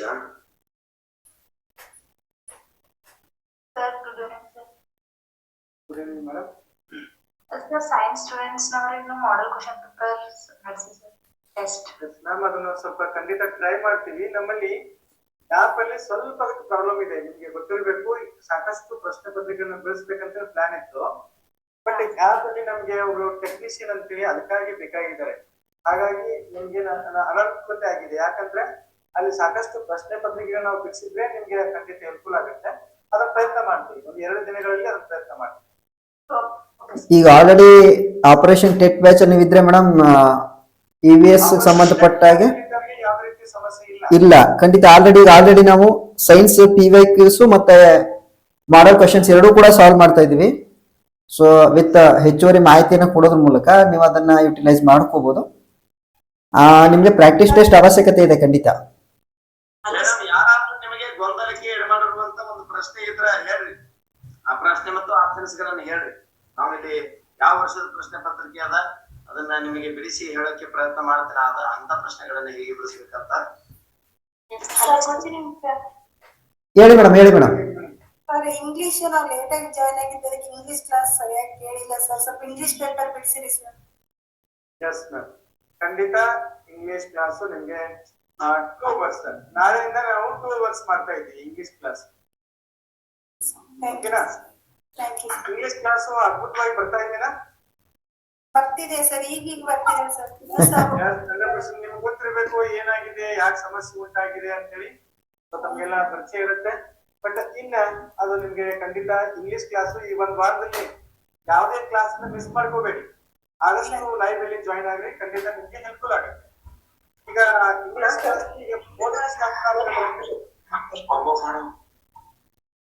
ಸರ್ ಎಲ್ಲಿ ಟೈಮ್ ನಲ್ಲಿ ಹೇಳ್ರಿ sir English class. Hello, hello sir ಹೇಳಿ ಮೇಡಮ್, ಹೇಳಿ. ಹಲೋ ಸರ್, ಇಂಗ್ಲಿಷ್ ಬಗ್ಗೆ ಕೇಳಬೇಕಾಗಿತ್ತು ಸರ್. ಮಾತಾಡಿ, ಹೇಳಿ ಮೇಡಮ್. 6 to 10th ಮಟ್ಟ ಓದ್ಬೇಕನ್ ಸರ್ ಬುಕ್, ಯಾವ್ಯಾವ ಟಾಪಿಕ್ ಮೇಲೆ ಅಂತ? ಯಾವ ಸಬ್ಜೆಕ್ಟ್ ಕೇಳ್ತಿದ್ರಿ ಮೇಡಮ್? ಇಂಗ್ಲಿಷಾ? Science. Science, fine. So science ಅಂತ ಹೇಳಿ ತೆಗೆದುಕೊಂಡಾಗ ಮೇಡಮ್, ಮೊದಲಿಗೆ ಈಗ ನೀವು ಪೇಪರ್ 1 ಪೇಪರ್ 2 ಎರಡು ಬರೀತಿದ್ರೆ ಕೇವಲ ಪೇಪರ್ 2 ನ madam? Paper 1 sir. Paper 1, fine. So ಈಗ ನೀವು ಪೇಪರ್ 1 ಅನ್ನ ಬರೆಯೋರಿದ್ರಿ ಅಂದ್ರೆ ಮೇಡಮ್, ಅಪ್ ಟು ನೀವು ಒಂದು 5ನೇ ತರಗತಿ ಪಠ್ಯ ಪುಸ್ತಕದಿಂದ ಆರಂಭ ಮಾಡ್ಕೋಬೇಕು ಮ್ಯಾಕ್ಸಿಮಮ್. ಯಾಕೆ ಈ ಸೈನ್ಸ್ ಓದುವಂತ ಪೇಪರ್ 1 ಗೆ ಓದುವಂತ ಆಸ್ಪಿರೆಂಟ್ ಏನಿರಲಿಲ್ಲ, ಏನ್ ಸಿಲೆಬಸ್ ಅಲ್ಲಿ ಈಗ ಬೆಳಕು ಆಗಿರ್ಬೋದು, Yes. ಆಗಿರ್ಬೋದು, ಏನ್ ಟಾಪಿಕ್ ಇದೆಯಲ್ಲ ಅದನ್ನ ನಾನು ಆರಂಭಿಕ ದಿನಗಳಲ್ಲಿ ನಿಮ್ಗೆ ಏನ್ ಹೇಳಿದ್ರೆ ಚೂಸ್ ಮಾಡಿ ಓದಿ, ಅವ್ನು ಸೆಲೆಕ್ಟ್ ಮಾಡ್ಕೊಂಡು ಓದಿ. ಈಗ ಮೇಡಮ್, ನಾವು ಸ್ಕೂಲ್ ಬುಕ್ಸ್ ಗಳನ್ನ ತಗೊಂಡಾಗ ಈಗ ನಮ್ ಒಂದ್ ಕಡೆ ನಮ್ ಕೈಯಲ್ಲಿ ಸಿಲೆಬಸ್ ಕಾಪಿ ಇರ್ಬೇಕು. ಓಕೆನಾ? ಸೊ Syllabus ಒಂದ್ ಸ್ವಲ್ಪ ಕಳ್ಸಿದ್ರೆ ನಮ್ಗೆ ಹೆಲ್ಪ್ ಆಗುತ್ತೆ. ಖಂಡಿತ ಅದನ್ನ ಗ್ರೂಪ್ ಅಲ್ಲಿ ಶೇರ್ ಮಾಡ್ತೀನಿ. ಅದ್ರಲ್ಲಿ ಯಾಪ್ ಅಲ್ಲಿ ಇದೆ ಸುಮಾರು ಜನ Yes. ಯೂಸ್ ಮಾಡ್ತಾ ಇಲ್ಲ. ಯಾಪ್ ಸರ್ ಅಲ್ಲಿ ಒಂದ್ಸಲ ಕಳ್ಸಿ ಡಿಲೀಟ್ ಮಾಡಿದಾರೆ ಸರ್ ಗಂಗಾಧರ್ ಸರ್. ಮತ್ತೆ ಇನ್ನೊಂದು ಸರ್, ಲಕ್ಷ್ಮೀಕಾಂತ್ ಸರ್, 1 ಸೆಕೆಂಡ್ ಇಲ್ಲಿ ನೋಡಿ. ನಮ್ಮ ವಿದ್ಯಾರ್ಥಿಗಳಲ್ಲಿ ನಾನು ಕೇಳ್ಕೊಳ್ಳೋ ಮೊದಲನೇ ವಿಚಾರ ಏನಂದ್ರೆ, ಸಾಕಷ್ಟು ವಿದ್ಯಾರ್ಥಿಗಳು ಇನ್ನೂ ಕೂಡ ನಮ್ಮ ಆಪ್ ಅನ್ನ ಪ್ಲೇ ಸ್ಟೋರ್ ಅಲ್ಲಿ ನೀವು ಮೊಬೈಲ್ ಅಲ್ಲಿ ಇನ್ಸ್ಟಾಲ್ ಮಾಡಿಲ್ಲ. ಸೊ ಮ್ಯಾಕ್ಸಿಮಮ್ ಸ್ಟೂಡೆಂಟ್ಸ್ ಅದನ್ನ ಮೊದಲಿಗೆ ಪ್ಲೇ ಸ್ಟೋರ್ ಅಲ್ಲಿ ಅದನ್ನ ಡೌನ್ಲೋಡ್ ಮಾಡಿ. ಯಾಕಂದ್ರೆ ನೀವು ಡೈರೆಕ್ಟ್ ನಾವು ಕಳಿಸೋ ಲಿಂಕ್ ಇಂದ ಓಪನ್ ಮಾಡಿದಾಗ ಸಮಟೈಮ್ಸ್ ಏನಾಗ್ತದೆ, ಅದು ಕ್ಲಾಸಸ್ ಗಳು ಓಪನ್ ಆಗುವಂತ ಸಾಧ್ಯತೆ ತೀರಾ ಕಡಿಮೆ ಇರ್ತದೆ. ಆಪ್ ಅಲ್ಲಿ ಕ್ಲಾಸ್ ಲೈವ್ ರನ್ ಆಗ್ತಿರ್ತದೆ. ಇಲ್ಲಿ ಸರ್ ಕ್ಲಾಸ್ ಎಂಡ್ ಆಗಿದೆ ಅಂತ ಹೇಳಿ ಸ್ಕ್ರೀನ್ ಶಾಟ್ ಶೇರ್ ಮಾಡ್ತೀವಿ. ಸೊ ದಟ್ಸ್ ವೈ 1 ಸೆಕೆಂಡ್ ಒಬ್ಬರು ಮಾತಾಡಿ ಮೇಡಮ್, ಒಬ್ಬರು ಮಾತಾಡಿ. ಮಾರ್ನಿಂಗ್ ಸೆಕ್ಷನ್ ಕ್ಲಾಸ್ ಅಷ್ಟೇ ಬರುತ್ತೆ ಸರ್, ಈವ್ನಿಂಗ್ ಸೆಕ್ಷನ್ ಕ್ಲಾಸ್ ನಮಗೆ ಬರೋದಿಲ್ಲ ಸರ್. ಹೌದಾ ಸರ್? ಅದು ಲಕ್ಷ್ಮೀಕಾಂತ್ ಸರ್ ನೋಡಿ, ಅವ್ರದ್ದು ಈವ್ನಿಂಗ್ ಸೆಷನ್ ಬರ್ತಿಲ್ಲ ಅಂತ. ಈವ್ನಿಂಗ್ ಸೆಷನ್ ಅಲ್ಲಿ ಸರ್ ನೀವು ಯಾವ್ದು ಹೇಳ್ತಾ ಇದ್ದೀರಾ? ಇವಾಗ 7 PM science pedagogy already complete ಆಗಿದೆ. Paper 1 sir. Paper 1 EVS sir. Paper 1 ಅಲ್ಲಿ ಅವ್ರಿಗೆ ಪೇಪರ್ 1 ಗೆ ನಿಮಗೆ ಪೆಡಗಾಲಜಿ ಬರೋದಿಲ್ಲ.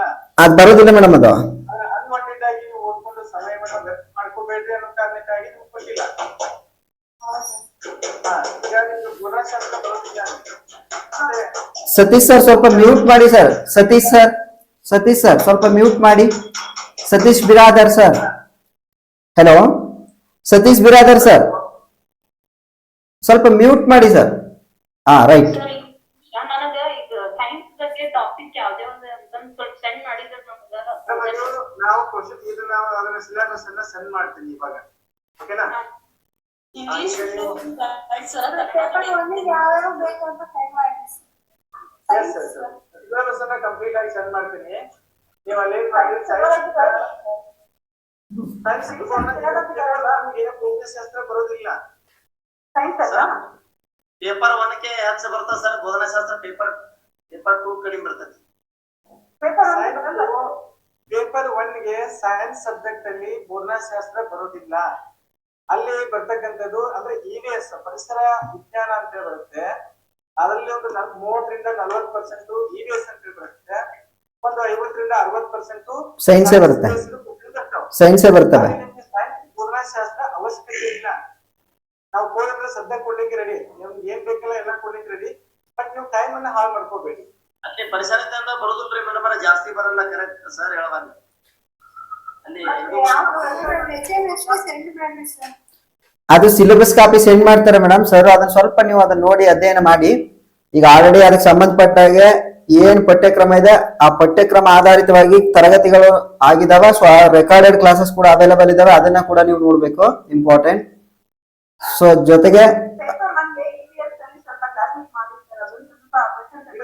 ಯೂಟ್ಯೂಬ್ ಅಲ್ಲಿ 100% ನಾನು ನಿಮ್ಗೆ ಯೂಟ್ಯೂಬ್ ಅಲ್ಲಿ ಕ್ಲಾಸ್ ಮಾಡಿದೀನಿ. ಸ್ವಲ್ಪ ದಯವಿಟ್ಟು ಅದನ್ನ ನೋಡ್ಕೊಳ್ಳಿ. ಅದಾದ್ಮೇಲೆ ಇನ್ನೊಂದಿಷ್ಟು 4-5 ಕ್ಲಾಸ್ ಅನ್ನ ಈಗ ಕಂಟಿನ್ಯೂಸ್ ಮಾಡಿಕೊಡ್ತೀನಿ. ಓಕೆನಾ? ಪರಿಸರ ವಿಜ್ಞಾನಕ್ಕೆ ಸಂಬಂಧಪಟ್ಟಂಗೆ ಮಾಡಿ ಸರ್ ಅದೊಂದು ಕ್ಲಾಸಸ್ ಅವ್ರಿಗೆ, ಲಕ್ಷ್ಮೀಕಾಂತ್ ಸರ್. ಎಸ್ ಸರ್, ಅದು ಇಂಪಾರ್ಟೆಂಟ್ ಸರ್. ಈಗ ಸಿಲೆಬಸ್ ಕಾಪಿ ಸರ್, ಎಕ್ಸಾಮ್ ಇನ್ನೂ 1 ವೀಕ್ ಅಷ್ಟೇ ಉಳಿತು ಸರ್. ಖಂಡಿತ ಮೇಡಮ್, ಆ ಉದ್ದೇಶಕ್ಕೇನೆ ನಿಮ್ ಸಮಸ್ಯೆಗಳನ್ನ ಆಲಿಸೋಕೇನೆ ಗೂಗಲ್ ಮೀಟ್ ಹಾಕೊಂಡಿರೋದು. ಖಂಡಿತ ಎಲ್ಲ ಒಂದು ಅಸ್ಪಿರೆಂಟ್ಗೆ ಹೇಳಿದಿಷ್ಟೇ, ಸಿಲೆಬಸ್ ಕಾಪಿ ಫಸ್ಟ್ ನಿಮ್ಮ ಹತ್ರ ಒಂದು ಪ್ರಿಂಟ್ ಕಾಪಿ ಇಟ್ಕೊಳ್ಳಿ, ಹಾರ್ಡ್ ಕಾಪಿ. ಯಾಕಂತಂದ್ರೆ ಯಾವುದೇ ಪರೀಕ್ಷೆಗೆ ನೀವು ಸ್ಟಡಿ ಮಾಡ್ಬೇಕಾದ್ರೆ ಫಸ್ಟ್ ನಿಮ್ಗೆ ಸಿಲೆಬಸ್ ಕಾಪಿ ಬಹಳ ಮುಖ್ಯ ಆಗುತ್ತೆ. ಬಟ್ ಅದನ್ನ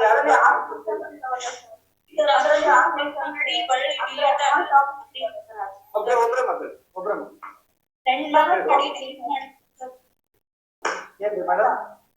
ಸಿಲೆಬಸ್ ಕಾಪಿ ಸರ್. ಈಗ 7th ಸ್ಟ್ಯಾಂಡರ್ಡ್ 8th 9th ಈ ತರ ಕಂಟಿನ್ಯೂಸ್ ಇದೆ ಸರ್. ನಾವು ಹೇಳ್ತಿರೋದೇನಂದ್ರೆ ಪರ್ಟಿಕ್ಯುಲರ್ ಇದೇ ಟಾಪಿಕ್ ಅನ್ನ ಫಸ್ಟ್ ಪೇಪರ್ 1 ಗೆ ಓದಬೇಕು. ಅದು ಯಾವ ಗ್ರೂಪ್ ಬೇಕು ಅಂತ ಸೊಲ್ಯೂಷನ್ ಇದು ಪರ್ಟಿಕ್ಯುಲರ್ ಒಂದು ಸೆಟ್ ಮಾಡ್ಬಿಟ್ರೆ ನಾವು ಅದನ್ನ ಸ್ವಲ್ಪ ಕಾಪಿ ಮಾಡ್ಕೊಂಡು ಬರ್ಕೊಂಡು ಆನ್ಸರ್ ಮಾಡ್ತೀವಿ ಅಂತ. ನಾನು ಸಿಲೆಬಸ್ ಪರಿಸರ ವಿಜ್ಞಾನ ಅನ್ನುವಂತ ಒಂದು ಸಿಲೆಬಸ್ ಏನಿದೆಯಲ್ಲ, ಪೇಪರ್ 1 ಸಿಲೆಬಸ್ ಅನ್ನ ನಿಮ್ಗೆ ಸೆಂಡ್ ಮಾಡ್ತೀನಿ. ಅದು ನೋಡ್ಕೊಳ್ಳಿ, ಬೈಫರ್ಗೇಷನ್ ಮಾಡ್ಕೊಂಬಿಡಿ. ಅಲ್ಲಿ ಯಾವ ಟಾಪಿಕ್ ನಿಮ್ಗೆ ಬರ್ತಾವ, ನಾವೇನ್ ಓದ್ಬೇಕು ಅನ್ನೋದು.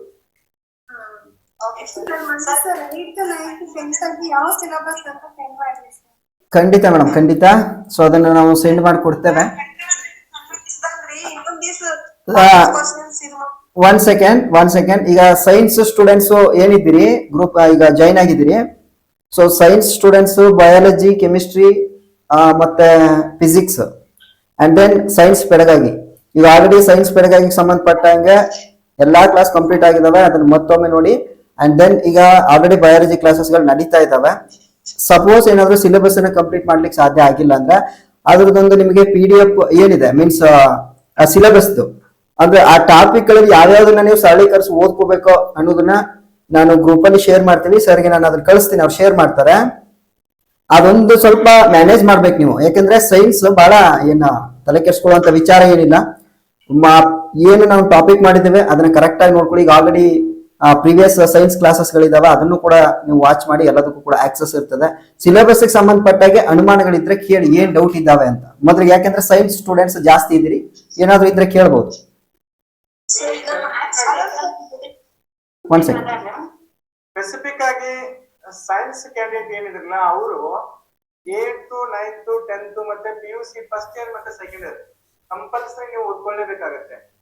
ಈಗ ನಾವು ಹೇಳ್ತಾ ಇರೋದು ಏನಂದ್ರೆ ಪೇಪರ್ 1 ಗೆ ಪರಿಸರ ವಿಜ್ಞಾನ ಅಂತ ಬರುತ್ತಲ್ಲ, ಅವರು 8th 9th 10th ಅಲ್ಲಿ ಏನೋ ಸೆಲೆಕ್ಟೆಡ್ ಟಾಪಿಕ್ ಅನ್ನ ಓದ್ಕೊಂಡ್ರೆ ಸಾಕು. ಈಗ ಸ್ಪೆಸಿಫಿಕ್ ಆಗಿ ಸೈನ್ಸ್ ಕ್ಯಾಂಡಿಡೇಟ್ ಏನಿದಿಲ್ಲ ಅವರು ನೀವು 6th 8th 10th ಮತ್ತೆ ಅಲ್ಲಿ ಎರಡು class PUC first year second year compulsory ಓದಲೇಬೇಕಾಗುತ್ತೆ.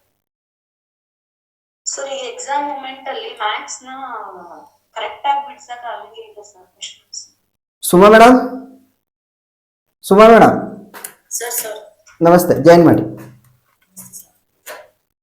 Madam ಅದು ಏನಂತಂದ್ರೆ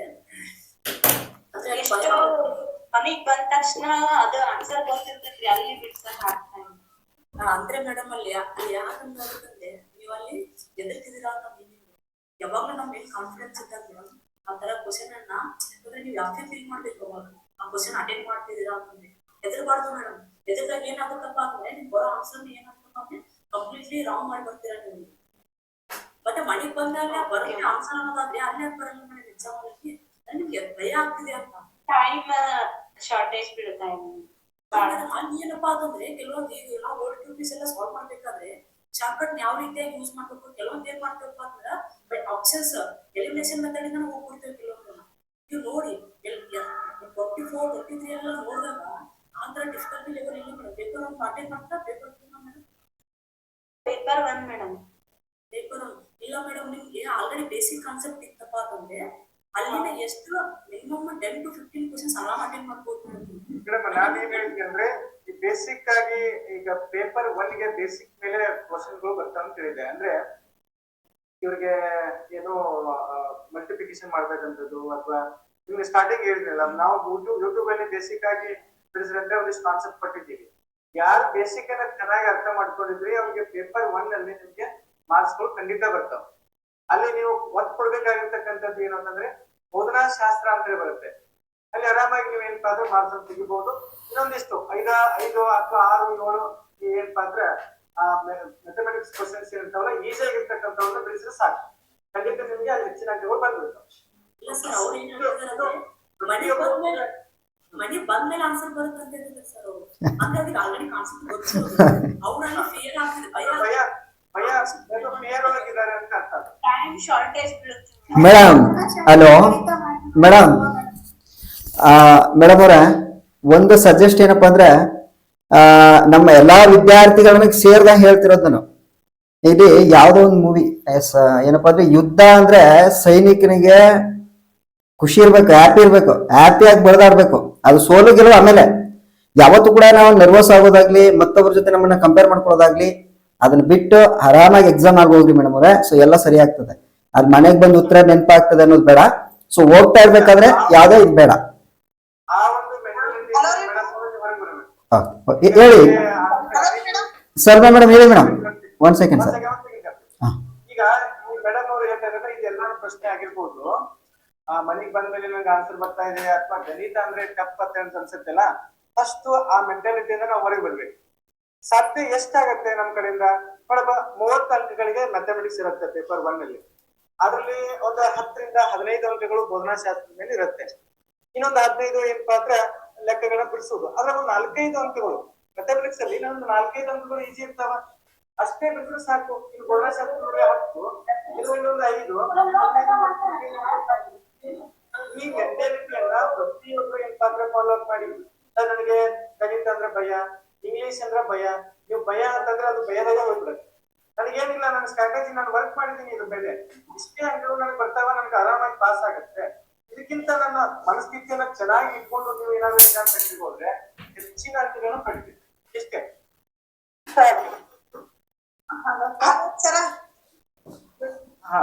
ಗಣಿತ ಬೋಧನಾ ವಿಧಾನ ಮಾಡೆಲ್ ಕ್ವಶನ್ಸ್ ಮಾಡಂತ ಹೇಳಿದ್ರಿ ಮೇಡಮ್. ಹೌದ್ರಿ, ಮಾಡ್ತಿದ್ವಲ್ಲ madam daily operation TT batch ಅಲ್ಲಿ ಇದ್ರೆ ಸೊ ಅದಕ್ಕೆ ನಿಮ್ಗೆ ಹೆಲ್ಪ್ಫುಲ್ ಆಗುತ್ತೆ. ಈಗ ಆಲ್ರೆಡಿ ನಾವು ಆಪರೇಷನ್ ಟಿಟಿ ಅಂತ ಹೇಳಿ ಒಂದು MCQs ಬ್ಯಾಚ್ ಮಾಡಿದೀವಿ ಮೇಡಮ್. ಎಸ್, ಸೊ ಅದ್ರಲ್ಲಿ ಆಲ್ರೆಡಿ ಸರ್ ಮೇಡಮ್ ಅವರು ಪೆಡಗಾಗಿನೂ ಕೂಡ ಅದರಲ್ಲಿ ಸಾಲ್ವ್ ಮಾಡ್ತಿದ್ದಾರೆ. ಮ್ಯಾಥ್ಸ್ ಪೆಡಗಾಗಿ MCQs ಕೂಡ ಸಾಲ್ವ್ ಮಾಡ್ತಾ ಇದ್ದಾರೆ. ಸೊ ಆ MCQs ಬ್ಯಾಚ್ ಅಲ್ಲಿ ನೀವು ಇದ್ರೆ ಅದನ್ನ ನೋಡ್ಲಿಕ್ಕೆ ಆಕ್ಸೆಸ್ ಇದೆ ಮೇಡಮ್. ಸಲ್ಮಾ ಮೇಡಮ್ ಹೇಳಿ ಮೇಡಮ್. ಸಲ್ಮಾ ಮೇಡಮ್ ಹೇಳಿ. ಅದೇ ಸರ್, ಈಗ ಆರ್ಟ್ಸ್ ಸ್ಟೂಡೆಂಟ್ಸ್ ಗೆ ಸೈನ್ಸ್ ಮ್ಯಾಥ್ಸ್ ತುಂಬಾ ಟಫ್ ಆಗುತ್ತೆ. ಸೊ ಅದು ಮೆಥಡ್ಸ್ ತುಂಬಾ ಕನ್ಫ್ಯೂಸ್ ಆಗ್ಬಿಡುತ್ತೆ ನಮ್ಗೆ ಫಸ್ಟ್ ಪೇಪರ್ 1 ಅಲ್ಲಿ. ಸೊ ಅದು ಯಾವ ತರ ಮಾಡ್ಬೇಕು ಅದೊಂದು ದೊಡ್ಡ ಪ್ರಾಬ್ಲಮ್ ಆಗಿದೆ ನಮ್ಗೆ. ಅದ್ರಲ್ಲೇ ಮಾರ್ಕ್ಸ್ ಹೋಗೋದಂದ್ರೆ ಅದರಲ್ಲೇ. ನಾನು ನಿಮಗೆ ಹೇಳಿದೆ, ಇದ್ರ ಸ್ಟ್ರಾಟಜಿನೇ ಹೇಳಿದೆ ಇವಾಗ. ಸರ್ ನಮಗೂ ಗಣಿತದಲ್ಲಿ ಸ್ವಲ್ಪ ಪ್ರಾಬ್ಲಮ್ ಸರ್ ಮಾತಾಡ್ತೀನಿ ಸರ್. ಏನು ಸರ್, ನಾನು ಅಲ್ಲಿ ಕ್ವಶನ್ ಪೇಪರ್ ಸಾಲ್ವ್ ಮಾಡ್ಬೇಕಾದ್ರೆ ಅಬ್ಸರ್ವ್ ಮಾಡಿ ಬಂದೆ ಸರ್. ಇವಾಗ ನಾನು ಕ್ವಶನ್ ಪೇಪರ್ ನ ಸಾಲ್ವ್ ಮಾಡಿದ್ರೆ ಅವ್ರು ಅವತ್ತು ಆನ್ಸರ್ ಹೇಳ್ತಾರೆ ಸರ್, ನಾನು ಕಾಲ್ ಮಾಡ್ತಾರೆ. ನೀವು ಅದನ್ನ 2 days ನಾವು ಕ್ವಶನ್ ಅರೈಸ್ ಮಾಡಿದ್ರೆ ಮತ್ತೆ ಸಾಲ್ವ್ ಮಾಡಿ ಅವ್ರು ಬರಲ್ಲ ಸರ್. ಯಾಕಂದ್ರೆ ಅವಾಗಿನ ಮೂಮೆಂಟ್ ಅಷ್ಟೇ ನೆನಪಿರುತ್ತೆ ಸರ್ ಅವರಿಗೆ. ಮತ್ತೆ ಸರ್ ಸೀರಿಯಸ್ ನನಗೆ ಅದು ಗೊತ್ತಾಗ್ಬಿಡುತ್ತೆ ಈಗ ಬಟ್ ನೆಕ್ಸ್ಟ್ ಅದೇ ತರ ಕ್ವಶನ್ಸ್ ಬಂದ್ರೆ ಅದು ಒಂದು ಗೊತ್ತಾಗ್ಬಿಡುತ್ತೆ ಮ್ಯಾಥ್ಸ್ ಎಸ್ಪೆಷಲಿ ಮ್ಯಾಥ್ಸ್ ಅದೇ madam practice is very important maths ಅಲ್ಲಿ. ನೀವು ಪ್ರಾಕ್ಟೀಸ್ ಮಾಡಿದ್ರೆ ಡೆಫಿನೆಟ್ಲಿ ಹೆಲ್ಪ್ ಆಗುತ್ತೆ ಮೇಡಮ್. ಮೇಡಮ್ ಕಂಟಿನ್ಯೂಟಿ ಈಗ ನೋಡಿ ಈಗ ಆನ್ಸರ್ ಬಂತು. ಈಗ ನಾಳೆ ನೀವು ಎಲ್ಲರೂ ಎಲಿಜಿಬಲ್ ಆಗ್ತೀರಿ, ಅದೇ ಸಮಸ್ಯೆ ಇಲ್ಲ. ಬಟ್ ನಾಳೆ ಸಿಇಟಿಗೆ 25 ಅಂಕಗಳಿಗೆ ಮ್ಯಾಥಮೆಟಿಕ್ಸ್ ಇರುತ್ತೆ. ಅಲ್ಲಿ 1 hour ಡೈಲಿ ನೀವು ಏನಪ್ಪಾ ಅಂದ್ರೆ ಮ್ಯಾಥ್ಸ್ ತೆಗೆದಿದ್ರೆ ಯು ಹ್ಯಾವ್ ಸೆಲೆಕ್ಟೆಡ್. ಸರ್ ಎಲ್ಲರಿಗೆ ಗ್ರಿಪ್ ಇದೆ ಸರ್, ಅವರು ಹೇಳ್ತಾರೆ ಆನ್ಸರ್ ಹೇಳ್ತಾರೆ ಅವರು, ಬಟ್ ಅವ್ರು ಪ್ರಾಕ್ಟೀಸ್ ಮಾಡ್ತಿಲ್ಲ. ಅದು ಒಂದೇ ಪ್ರಾಬ್ಲಮ್ ಆಗಿದೆ ಸರ್. ಮ್ಯಾಥಮೆಟಿಕ್ಸ್ ಅಲ್ಲಿ ಹೆಚ್ಚು ನಾವು ಪ್ರಾಕ್ಟೀಸ್ ಗೆ 1 hour ಡೈಲಿ ಇಡ್ಲೇಬೇಕಾಗತ್ತೆ. ಇಲ್ಲಾಂದ್ರೆ ಫರ್ದರ್ ಯಾವ್ದು ಆಪ್ಷನ್ಸ್ ಇಲ್ಲೇ ಇಲ್ಲ ಅವು ಗೊತ್ತಿರ್ತಕ್ಕಂಥದ್ದು.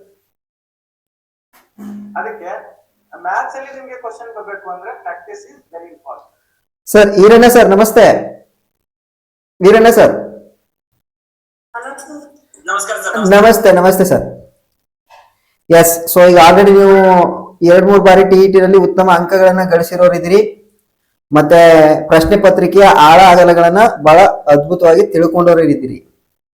So previous year TET question paper is very important. ಯಾಕಂದ್ರೆ ಸಾಕಷ್ಟು ಬದಲಾವಣೆ ಆಯ್ತು, ಕ್ವಶನ್ ಪೇಪರ್ ಅಲ್ಲಿ ಸಾಕಷ್ಟು ಬದಲಾವಣೆ ಆಯ್ತು. ವಿದ್ಯಾರ್ಥಿಗಳು ಹೆಂಗಂದ್ರಪ್ಪ ಅಂದ್ರ ಸರ್ ಇದೇನ್ KS ಲೆವೆಲ್ ಇಲ್ಲಿ ಇತ್ತಲ್ಲ ಪ್ರಶ್ನೆ, ಅದು ನಿಜನ. ಅಂಡ್ ದೆನ್ ಈಗಿನ ಈ ನೆಕ್ಸ್ಟ್ ಏನ್ TET ಎಕ್ಸಾಮ್ ಬರ್ತದೆ, ಸೊ ಅದರ ವಿದ್ಯಾರ್ಥಿಗಳ ಒಂದು ಮೈಂಡ್ ಸೆಟ್ ಹೆಂಗಿರ್ಬೇಕು, ಇದು ವೆರಿ ಇಂಪಾರ್ಟೆಂಟ್. ಸೊ ಅದ್ರ ಬಗ್ಗೆ ನಿಮ್ಮ ಅನುಭವವನ್ನು ಸ್ವಲ್ಪ ವಿದ್ಯಾರ್ಥಿಗಳ ಜೊತೆ ಅವ್ರ ವಿತ್ ಅವರ ಏನ್ ಡೌಟ್ಸ್ ಇದಾವೆ ಅದನ್ನ ತಗೊಂಡು ಸಾಲ್ವ್ ಮಾಡ್ಬೇಕಂತ ಹೇಳಿ ನಾವು ಈ ಮೂಲಕ ನಿಮ್ಮಲ್ಲಿ ಒಂದು ಮನವಿ ಆಗ್ತಾ ಇದ್ವಿ. ಸೊ ಎನಿ ಡೌಟ್ಸ್ ಈಗ ನೀವು ಅವ್ರನ್ನ ಡೈರೆಕ್ಟ್ ಆಗಿ ಕೇಳಬಹುದು ನೋಡ್ರಿ ಈರಣ್ಣ ಸರ್ ಅವ್ರನ್ನ. ಹಲೋ ಸರ್, ನಮಸ್ತೆ ಸರ್. ನಮಸ್ತೆ, ಹೇಳ್ರಿ ಸರ್. ಸರ್ ಮಾತಾಡಿ. ಈರಣ್ಣ ಸರ್ ಫೋನ್ನಲ್ಲಿ ನೋಟ್ಸ್ ಓದಕ್ ಆಗ್ತಾ ಇದೆ ಸರ್, ಸ್ವಲ್ಪ ಟೈಮ್ ಇಲ್ಲರಿ ಸರ್. PDF ನೋಡಿ ಮಾಡ್ಸಕ್ ಸೋಷಿಯಲ್ ಸೈನ್ಸ್ ಓದನ ಇದೆ. ಆಯ್ತು ಮೇಡಮ್, ಶೇರ್ ಮಾಡ್ತೀವಿ ಗ್ರೂಪ್ಗೆ, ಶೇರ್ ಮಾಡ್ತೀವಿ. ನಮ್ಗ ಕಣ್ಣಿನ ಸಮಸ್ಯೆ ಅಂದ್ರೆ ಪ್ರತಿ ಜಾಸ್ತಿ ಕಣ್ಣು ಫೋನ್ ನೋಡ್ಬೇಡ ಅಂತ ಹೇಳಿದಾಗೆ ಅನಿಸ್ತದೆ. ಓಕೆ ಮೇಡಮ್, ಅದಕ್ಕೆ ಸಂಬಂಧಪಟ್ಟ ನಿಮಗೆ ನೋಟ್ಸ್ ಬರುತ್ತೆ. ಅದೊಂದು ಇದು ಮಾಡ್ರಿ ಸರ್. ಹೌದು ಮೇಡಮ್, ಇವತ್ತು ಹಾಕೊಡ್ತೀನಿ ನೋಡಿ ಮೇಡಮ್, ಇವತ್ತು ಹಾಕ್ತೀನಿ. ಅದನ್ನ ನೀವು ಪ್ರಿಂಟ್ ಆಗಿ ತಗೊಂಡು ಓದ್ಕೊಳ್ಬಹುದು. ಮತ್ತೆ any questions madam, question paper ಬಗ್ಗೆ, ಯಾಕಂದ್ರೆ ಬದಲಾದ ಪರಿಸ್ಥಿತಿಗಳನ್ನ ಬದುಕಾಕತ್ತೀವಿ, ಬದಲಾದ ಕ್ವಶನ್ ಮೇಡಮ್. ಸಾಬೂನು ಈಗ ಪ್ರಾಕ್ಟೀಸ್ ಮಾಡ್ತಾ ಇದ್ರೆ ಹೆಂಗೆ? ಆಲ್ರೆಡಿ ಶುರು ಹಚ್ಕೊಂಡ್ಬಿಟ್ಟಾರ ಅವರು. ಮೇಡಮ್ ಅವರ ಗೂಗಲ್ ಮೀಟ್ ಆದ್ಮೇಲೆ ಪ್ರಾಕ್ಟೀಸ್ ಮಾಡ್ರಿ, ನೋ ಪ್ರಾಬ್ಲಮ್. ಓಕೆ, ಸೊ ಈಗ ಅಪ್ ಟು ಸಾಕಷ್ಟು ಮಂದಿ ಜಾಯಿನ್ ಇದ್ದೀರಿ. ಬೇರೆ ಏನಾದ್ರು ಸ್ಟೂಡೆಂಟ್ಸ್ ಗಳಿಗೆ ಬೇರೆ ಸಬ್ಜೆಕ್ಟ್ಗಳು, ಯಾಕಂದ್ರೆ ಈಗ ಕನ್ನಡ ಇದೆ, ಇಂಗ್ಲಿಷ್ ಇದೆ, ವಿಜ್ಞಾನ ಇದೆ, ಸಮಾಜ ವಿಜ್ಞಾನ ಇದೆ. ಸೊ ಯಾವ್ದಾವ್ದು ಡೌಟ್ ಇದ್ದಾವೆ ನಿಮಗೆ ನೇರವಾಗಿ ನಿಮ್ಮ ಅನುಮಾನಗಳನ್ನು ಈಗಲೇ ಬಗೆಹರಿಸ್ಕೋಬಿಡಿ, ಯಾಕಂದ್ರೆ ಇದೊಂದು ಬಿಗ್ ಸ್ಕ್ರೀನ್ ಐತಿ. ಅದೇ ಪಕ್ಷಪಾತ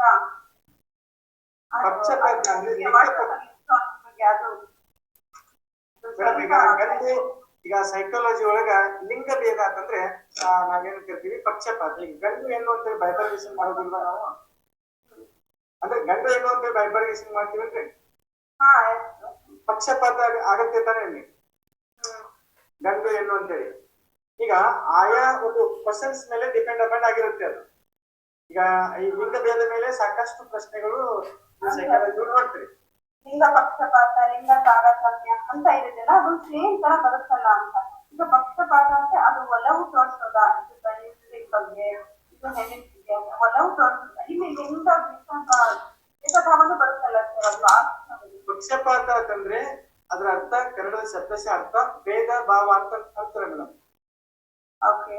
ಪಕ್ಷಪಾತ. ಲಿಂಗ ಭೇದ ಅಂದ್ರೆ ಇಟ್ ಮೀನ್ಸ್ ಪಕ್ಷಪಾತ. ಲಿಂಗ ಭೇದ ಅಂದ್ರೆ ಗಂಡು ಮತ್ತು ಹೆಣ್ಣು ಅಂತೇಳಿ. Next question sir. ನಮಸ್ತೆ. ಕ್ವಶನ್ ಹಾಕ್ತಿದ್ದಾರೆ, ಸೋಷಿಯಲ್ ಸೆಕೆಂಡ್ ಪೇಪರ್ ಹೆಂಗ್ ಬರೀಬೇಕು, ಹೆಂಗ್ ಓದ್ಬೇಕು ಅಂತ ಮೆಸೇಜ್ ಹಾಕಿದ್ರಲ್ಲ, ಯಾರು ಹಾಕಿದ್ರಿ? ಓಕೆ, ಹೇಳ್ತೀನಿ ನೋಡಿಲೆ. ಇವಾಗ ನಿಮ್ಗೆ ಏನ್ ಓದ್ತಿದ್ದೀರಲ್ಲ, ಇನ್ನೊಂದು ಎಕ್ಸಾಮ್ 2 days ಐತಿ ಅನ್ನೋಷ್ಟರಲ್ಲಿ ಎಲ್ಲ ಓದೋದನ್ನ ಸ್ಟಾಪ್ ಮಾಡಿ. ಹೇಳ್ತೀನಿ, ಎಲ್ಲರೂ ಓದೋದನ್ನ ಸ್ಟಾಪ್ ಮಾಡಿ ಅಲ್ಲಿ ನೀವು ಏನ್ ಓದಿದಿರಲ್ಲ ಅದು ಬರೀ ರಿವಿಷನ್ ಇರ್ಲಿ. ಇದು ಈಗ ಆಲ್ರೆಡಿ ನೀವು ಓದಿದ್ರೆ ಈಗ ರಿವಿಷನ್ ಗೆ ಓಕೆ ಎಲ್ಲ ಕಂಪ್ಲೀಟ್ ಆಗಿದೆ, ಇನ್ನೊಂದು 3 days ವರೆಗೂ ಓದಿ ಸಾಕು. ಅಲ್ಲಿಂದ ಏನ್ ಮಾಡಿ ರಿವಿಷನ್ ಮಾಡಿ.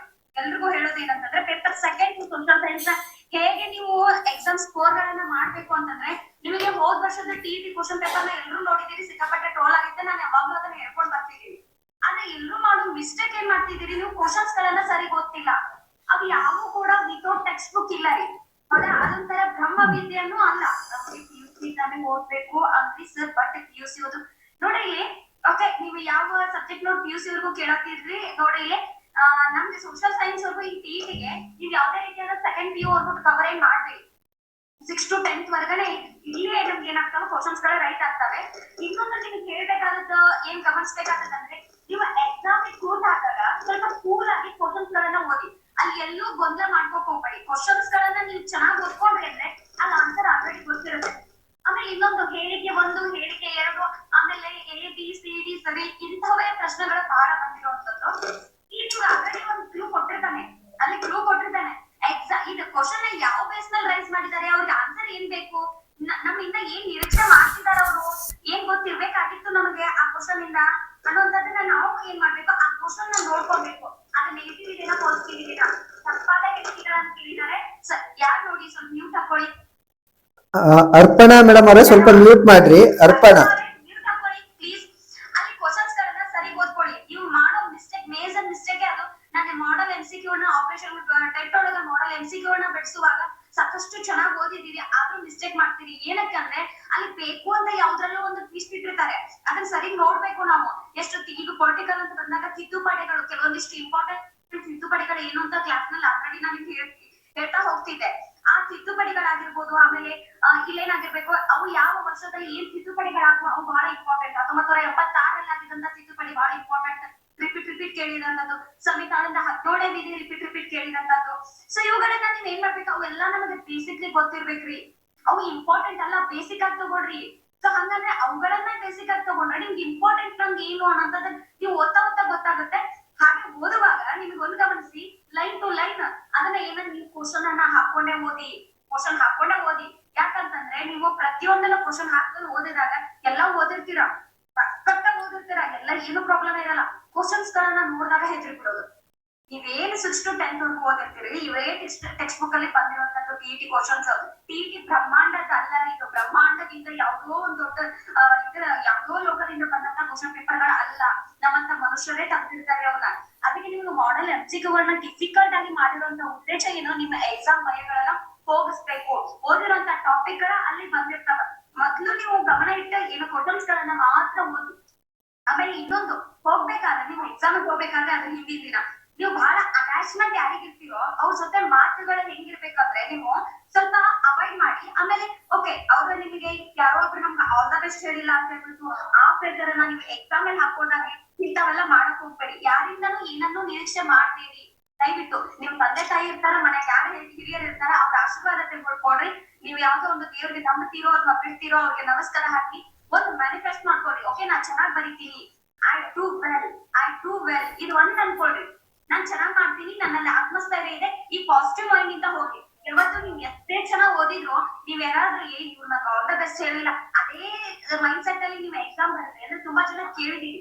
ಆಮೇಲೆ ಹಾಗೆ ಸರ್ ಹೇಳಿದ್ರು, ಆಜು ಬಾಜು ಯಾರು ಮಾತಾಡ್ಸಕ್ ಹೋಗ್ಬೇಡಿ, ನೀವು ಎಷ್ಟೇ ಸರಿ ಅಟೆಂಪ್ಟ್ ಮಾಡ್ತಿದ್ದೀರಾ ಟೆಸ್ಟ್ ನ. ಇಲ್ಲ ಮೇಡಮ್ ನನ್ 110 ಆಗಿದೆ, ನಾನು ಇನ್ನೂ ಸ್ಕೋರ್ ಮಾಡ್ಕೋಬೇಕು ಅಂತ ಬರೀತಿದ್ದೀನಿ ಅಂತ ಹೇಳಿ. ಆದ್ರೆ ಕೆಲವ್ರದ್ದು ಇನ್ನೂ ಆಗಿರೋದಿಲ್ಲ ಟಿಇಟಿ. ಹೌದಾ? ಸೊ ಅವಾಗ ನೀವು ಕಂಪ್ಯಾರಿಸನ್ ಮಾಡ್ತೀವಿ, 110 ಬರ್ದೋಡಿದ್ದಾರೆ, 110 ಸ್ಕೋರ್ ಹಂಗಂದ್ರೆ ನಾನ್ ಇಲ್ಲಿ. ಇದು ಯಾವುದೇ ರೀತಿಯಾದ ಕಾಂಪಿಟೇಷನ್ ಎಕ್ಸಾಮ್ ಅಲ್ಲ.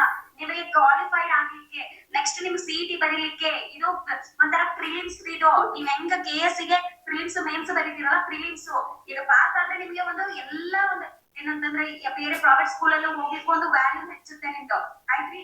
ಸೊ ಯಾವುದೇ ರೀತಿಯಂತ ಭಯ ಬೇಡ. ಇನ್ನೊಂದು ಒಂದು ಗುಡ್ ನ್ಯೂಸ್ ಏನಂದ್ರೆ ಇದಕ್ಕೆ ಯಾವುದೇ ರೀತಿಯಾದಂತ ನೆಗೆಟಿವ್ ಇರಲ್ಲ, CETಗೂ ಇರಲ್ಲ.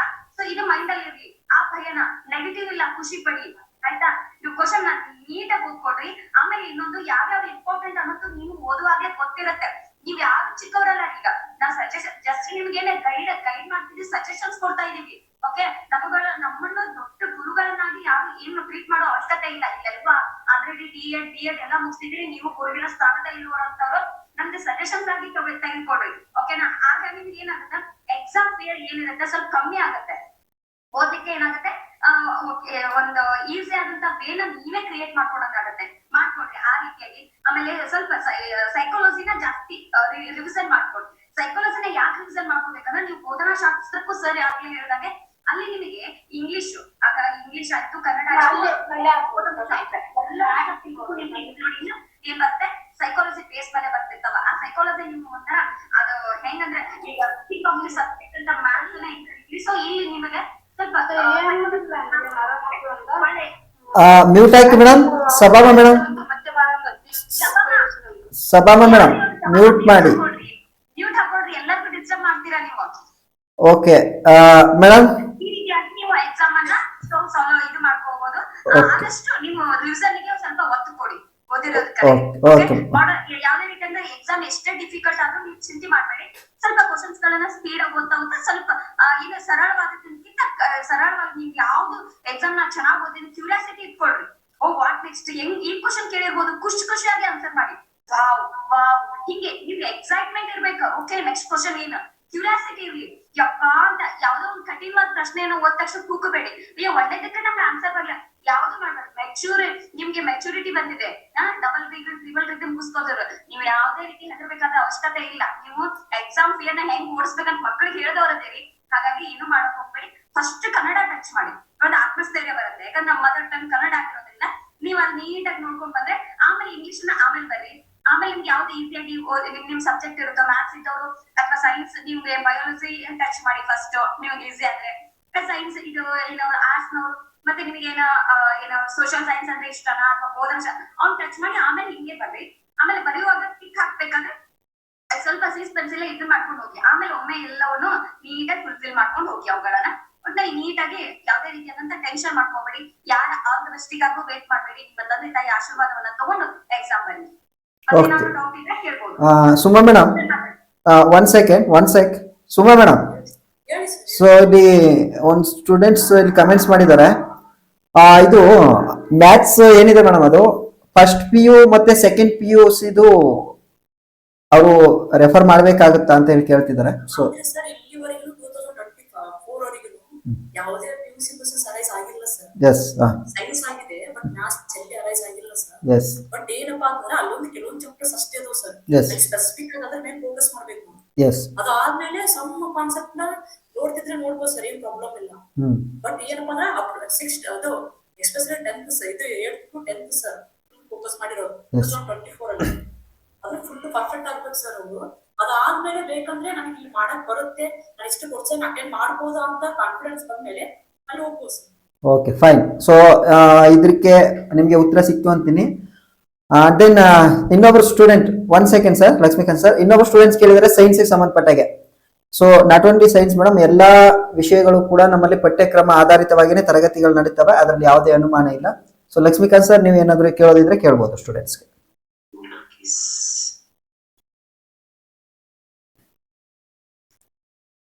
ಮ್ಯೂಟ್ ಆಗಿದೆ ಸರ್ ಲಕ್ಷ್ಮೀಕಾಂತ್ ಸರ್.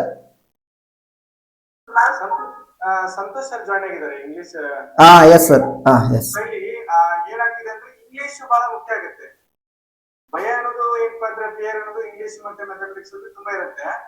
ಅದಕ್ಕೆ ಇಂಗ್ಲಿಷ್ಗೆ ಏನಾದ್ರು ನಿಮ್ಗೆ ಸಮಸ್ಯೆ ಇದ್ರೆ ಸ್ವಲ್ಪ ಕೇಳ್ಬೋದು ಸರ್. ನಿಮ್ಗೆ ಲೈವ್ ಅಲ್ಲಿ ಜಾಯ್ನ್ ಇದ್ದಾರೆ. Santosh sir, welcome to Google Meet. Thank you so much sir. ನಮಸ್ತೆ ಎಲ್ರಿಗೂ. ಇಂಗ್ಲಿಷ್ಗೆ ಏನಾದ್ರು ನಿಮ್ಗೆ ನೋಡಿ, ಒಂದು ಇಂಗ್ಲಿಷ್ ಅಲ್ಲಿ ಏನು ಎಲ್ಲರೂ ಸಾಮಾನ್ಯ ಮಿಸ್ಟೇಕ್ ಮಾಡೋದು ಏನಂತಂದ್ರೆ ಫಸ್ಟ್ ಲ್ಯಾಂಗ್ವೇಜ್ 30 ಅಂಕಗಳಿಗೆ ಕನ್ನಡ ಇರುತ್ತೆ. ಅದಾದ್ಮೇಲೆ ಮತ್ತೆ ಏನಪ್ಪಾ ಅಂದ್ರೆ ಅದಾದ್ಮೇಲೆ ಮತ್ತೆ ನಿಮ್ಗೆ ಇಂಗ್ಲಿಷ್ ಫಸ್ಟ್ ಲ್ಯಾಂಗ್ವೇಜ್ ಅಂತ ಬರುತ್ತೆ. ನಾನು 2 ಬಾರಿ PET ಬರೀಬೇಕಾದ್ರೂ ಈ ಒಂದು ಮಿಸ್ಟೇಕ್ ಅನ್ನ ನಾನು ಮಾಡಿದ್ದೆ. ಏನಂತಂದ್ರೆ ಫಸ್ಟ್ ಲ್ಯಾಂಗ್ವೇಜ್ ಕನ್ನಡ 30 ಅಂಕಗಳು ಪಡ್ಕೊಂಡು ಅದಾದ್ಮೇಲೆ 2ನೇ ಲ್ಯಾಂಗ್ವೇಜ್ ಮುಂದೆ ಬರುತ್ತೆ ನಮ್ಗೆ ಗೊತ್ತಿಲ್ಲ. ಅದಾದ್ಮೇಲೆ ನಾವೇನ್ ಮಾಡ್ತೀವಿ, ಇಂಗ್ಲಿಷ್ ಹೇಳ್ತಿರ್ತೀವಿ, ಇಂಗ್ಲಿಷ್ ಫಸ್ಟ್ ಲ್ಯಾಂಗ್ವೇಜ್ ಅಂತ ಬಿಡಿಸ್ಬಿಡ್ತೀವಿ. ಅದೊಂದು ಬಿಗ್ ಮಿಸ್ಟೇಕ್. ಅದನ್ನು ಯಾರು ಮಾಡಕ್ ಹೋಗ್ಬೇಡಿ. ನೆಕ್ಸ್ಟ್ 30 ಅಂಕಗಳನ್ನ ಬರ್ಕೊಂಡ ನಂತರ ಸೆಕೆಂಡ್ ಲ್ಯಾಂಗ್ವೇಜ್ ಇಂಗ್ಲಿಷ್ ಅನ್ನ ಚೂಸ್ ಮಾಡ್ಬೇಕು. ಇದು ಬಹಳ ಮುಖ್ಯ ಇರುತ್ತೆ. ಯಾಕಂದ್ರೆ ನಾನು 2 ಬಾರಿ ಈ ಒಂದು ಮಿಸ್ಟೇಕ್ ಅನ್ನ ಮಾಡಿದ್ದೀನಿ, ಮತ್ತೆ ಅದರಿಂದ ನಾನು ಹೊರಗಿದ್ದೀನಿ. ಇದೊಂದು ಬಹಳ ಸಮಸ್ಯೆ ಆಗಿದೆ. ಸಂತೋಷ್ ಸರ್, ಎಸ್ ಸರ್ ಏನ್ ಕೇಳ್ತಾ ಇಲ್ಲ ಏನ್ ಕ್ವೆಶನ್ ಕೇಳೋದಿದ್ರೆ ಕೇಳಿ. ಹಲೋ ಸರ್ ಇಂಗ್ಲಿಷ್ ಪ್ರಾಥಮಿಕ ಹಲೋ ಮತ್ತೆ ಸ್ವಯಂನಲ್ಲಿ ತುಂಬಾ ಜಾಸ್ತಿ Yes. ಸ್ವಯಂನಲ್ಲಿ ವರ್ಡ್ಸ್ಗಳು ಸೊ ಅದೆಲ್ಲ ಬಂದಿದೆ. ಎಕ್ಸಾಕ್ಟ್ಲಿ ರಿಲೇಟೆಡ್ ಕ್ವೆಶನ್ ಕೇಳಿದ್ದಾರೆ ಮೇಡಮ್. ಈಗ 26